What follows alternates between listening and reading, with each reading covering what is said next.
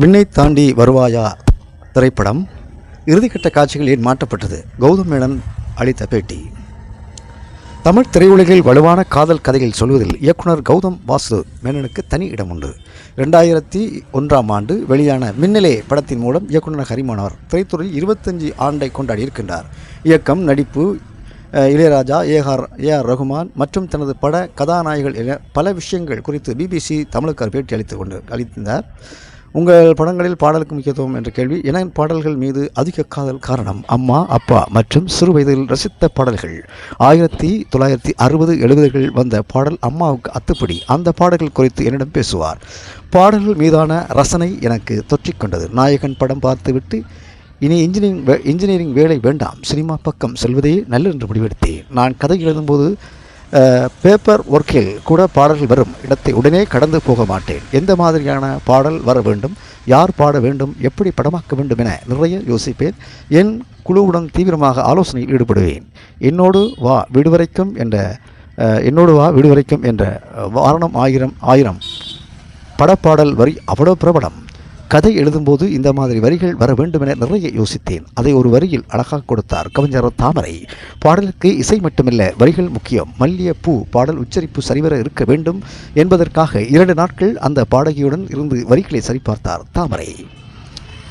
ஒரு பாடலை உருவாக்குவதற்கு முன்பாக அந்த பாடத்தின் கதை, சூழல், வரிகள், இசை, குரல் என பல விஷயங்களை நிறைய பேசுகின்றோம். என்னுடன் பணியாற்றும் போது அவர்களும் ஒரு விதத்தில் சந்தோஷம் அடைகிறார்கள். அதற்கேற்ப நானும் கடன் கொடுக்கிறேன். குறிப்பாக அஞ்சல பாடலை உருவாக்கும் போது ஏகப்பட்ட லேயர்கள், என் டான்ஸ் ஸ்டெப்பு கூட யோசித்தோம். இதுவரை 20 படங்களுக்கு மேல் இயக்கியிருக்கின்றேன். அதில் நடினேசி நாய்கள் படத்தில் மட்டும் பல பாடல் கிடையாது. மற்ற 19 திரைப்படங்களிலும் 85 பாடல்கள் இருக்கின்றது. அதில் 45 பாடல்கள் ஹரிஸ் ஜெயராஜ் உருவாக்கியிருக்கின்றார். இந்த 85 பாடல்கள் அனைத்தும் முதல் டியூனிலே உருவானது என்பதுதான் ஆச்சரியமான விடயம். நானே இசையமைப்பாளரோ இன்னொரு டியூன் இருக்கலாமே என யோசித்ததில்லை.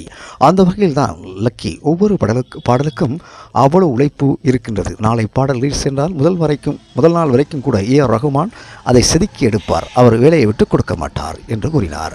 இசை அமைப்பாளர் ஆவது எளிதில்லை. நீதானே என் பொன் வசந்தம் பாடல்கள் லண்டனில் பதிவு செய்தோம்.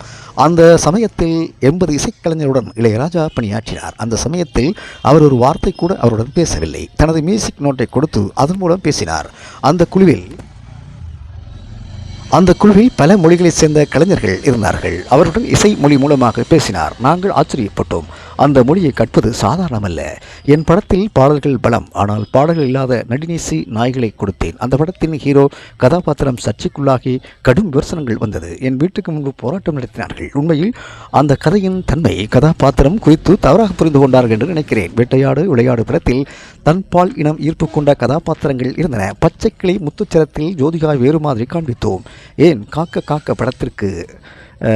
காக்க படத்துக்கு முதலில் வேறு மாதிரியான விமர்சனங்கள் வந்தன. சிலர் புரியவில்லை என்றார்கள்.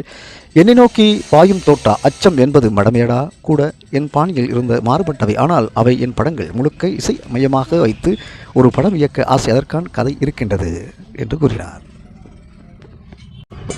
இனிமேல் திரைப்படங்கள் நடிப்பீர்களா என்ற கேள்விக்கு பதிலளித்தவர், இனிமேல் நடிகனாக அதிக படங்களில் பார்க்க முடியாது. அப்படிப்பட்ட முடிவை எடுத்துவிட்டேன். ஒவ்வொரு படத்திலும் நடிக்கும்போது, நடித்துவிட்டு வெளியே வரும்போது நாம் இதற்காக வரவில்லை. நாம் சினிமா கனவு வேறு. என் மனதளவில் நினைக்கிறேன். வெற்றிமாறன் விடுதலை நடிக்க அழைத்த போது மறக்க முடியவில்லை. வெற்றிமாறன் ஸ்டைல் செட் எப்படி இருக்குன்னு பார்க்கலாம் என அதில் நடித்தேன். அன்வர் அஸ்துக்காக டிரான்ஸ் பண்ணினேன். இனிமேல் நடிக்க மாட்டேன் என்று சொல்கிற அளவுக்கு நான் அவ்வளவு பெரிய நடிகன் இல்லை.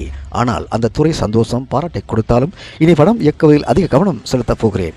நடிக்க ஆசைப்பட்டு என்னிடம் உதவியாளராக சேர நினைப்பவர்களை சேர்க்க மாட்டேன். நடிப்பு வேறு, இயக்கம் வேறு என்று கௌதம் மேனன் சொல்லியிருக்கின்றார்.